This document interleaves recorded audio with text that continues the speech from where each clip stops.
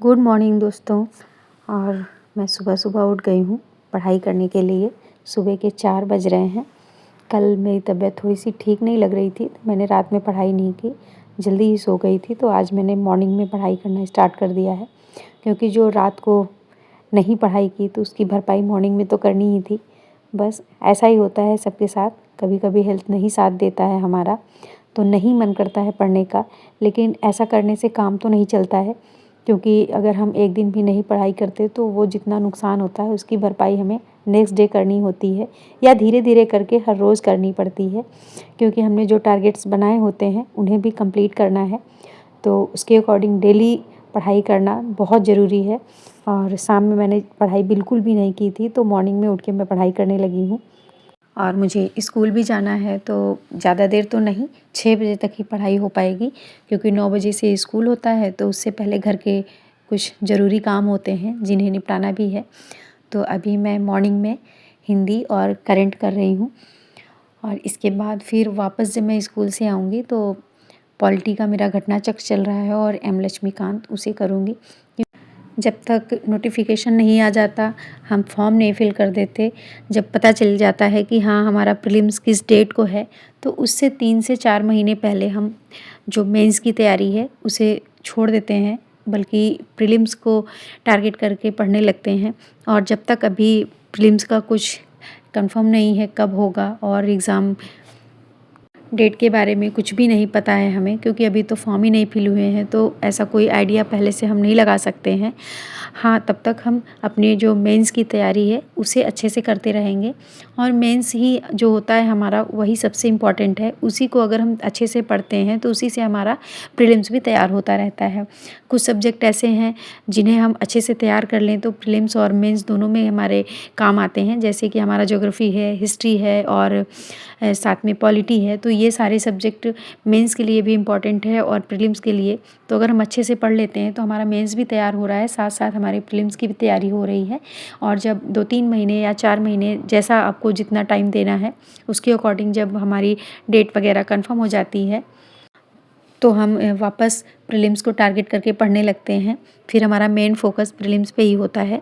और अभी तो फ़िलहाल मैं अपनी जो पढ़ाई है उसे मेंस को ही टारगेट करके पढ़ रही हूँ। सभी ऐसा ही करते हैं, और तरीका भी यही होता है कि अगर आप अच्छे से मेंस की तैयारी स्टार्टिंग में कर रहे हैं तो प्रीलिम्स में उतनी दिक्कत नहीं आती है। तो बस अभी मैं पॉलिटी कर रही हूँ, क्योंकि ये मंथ जो है मेरा वो पॉलिटी के लिए ही है। मैंने टारगेट जो बनाए हैं उसमें इस मंथ में मुझे पॉलिटी कंप्लीट करनी है। और अभी मैं स्कूल के लिए रेडी हो रही हूँ। धीरे धीरे ठंड बढ़ रही है, और रास्ते में ठंड लगती है, हवा लगती है तो। और अभी मैं स्कूल पहुँच गई हूँ। मॉर्निंग में बच्चों को पोएम करवा रही हूँ एक्टिविटी के साथ। बच्चों को सुबह सुबह आने के बाद, अटेंडेंस लेने के बाद जब पोएम करवा दो, वो थोड़ा सा खुश भी हो जाते हैं और उनका मन भी फिर क्लास में लगता है। उसके बाद हम लिखने वगैरह का काम देते हैं उन्हें। फिर बच्चों को भी काफ़ी इंटरेस्ट आता है पोएम पढ़ना एक्टिविटी के साथ, और फिर उसे याद करके सुनाना। थोड़ा देखो सबके चेहरे बिल्कुल खिले खिले हैं। और आप मॉर्निंग में बच्चों के साथ मिलके इतना खुशी महसूस करेंगे, क्योंकि छोटे बच्चे होते हैं, आप उनसे बात करें तो वो तोतली तोतली बोली में बोलते हैं, और ऐसी ऐसी बातें बोल देते हैं कि खुद को भी हंसी आ जाती है। और अभी मैं स्कूल से वापस आ गई हूँ। आने के बाद मैं चेंज वगैरह करूँगी, फिर अपने कुछ घर के काम जो होते हैं निपटाना। फिर बच्चे हैं, उन्हें भी कुछ पढ़ाई वगैरह जो करना होता है तो उसमें भी कुछ हेल्प करनी। और मैं रास्ते में बस से आती हूँ तो कान में ईयरफ़ोन लगा के वीडियो अपनी चला लेती हूँ और सुनते हुए आती हूँ।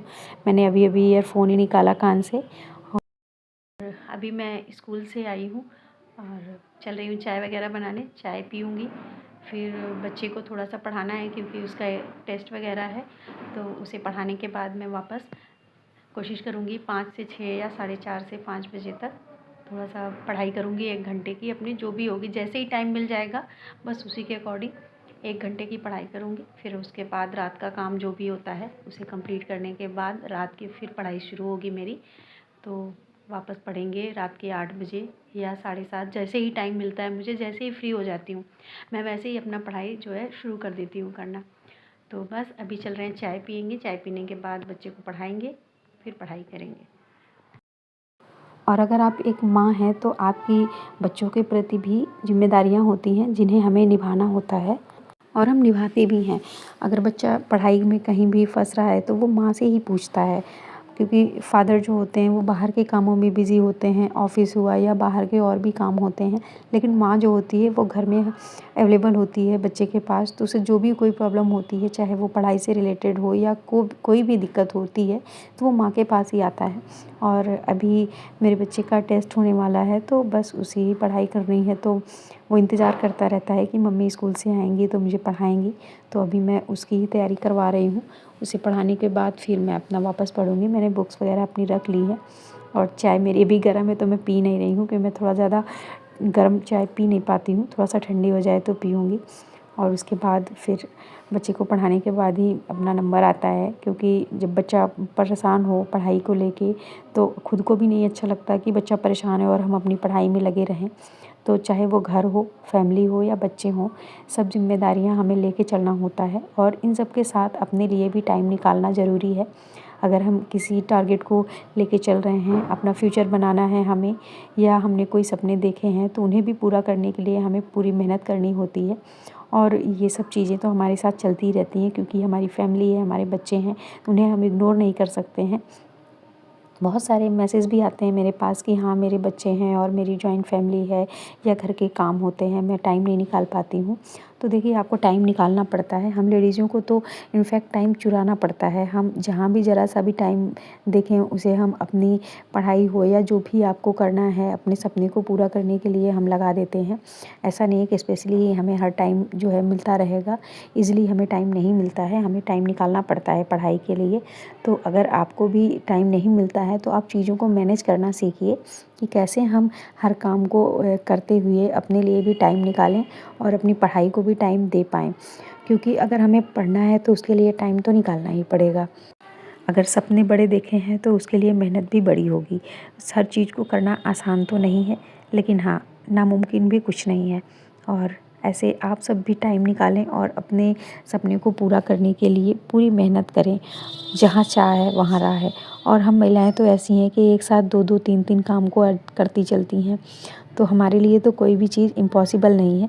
सब कुछ हम ईज़िली हैंडल कर लेते हैं, चाहे वो जॉब हो, चाहे घर के काम हो, चाहे बच्चे हों या हमारे और भी जो सपने पूरे करने हों।